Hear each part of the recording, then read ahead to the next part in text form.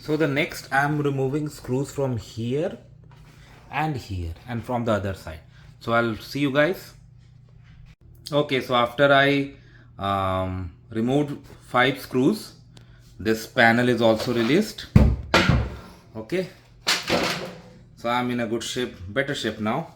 So I'm going to remove this screw and I'll try to, and then I'll show you the next stage. You'll see that there are some small screws here. I'll take this out, then I will take this out so that I can dismantle this portion, because the more parts I convert into, I'll be dismantling in a better way, and that will reduce the weight. So I'll see you again. So see guys, how far I have reached. Now the next stage, what I'm gonna do, I have removed like these screws here.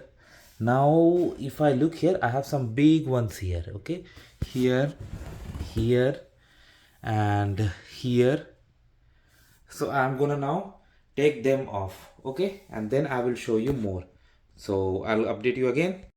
So guys, I removed that screw and then I could dismantle this. That's a good victory for me, because that means a lot of weight is off. And then again, using this tool, I managed to cut down the running strip. So that is also gone. Now I have to do few more steps in order to dismantle it. So I'll come to you. So guys, after removing these screws, I managed to take out this as well. This is very heavy, so now this will reduce the load of this treadmill significantly. Now I'll go to the next part.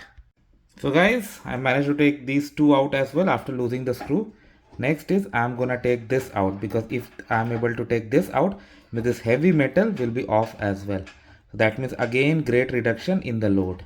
Okay, so I'll see you again. So guys, see, I took this rod out and then I managed to pull the boundary from my hand. Now see, there are some screws here. So I'm gonna take them off and I'll see you again.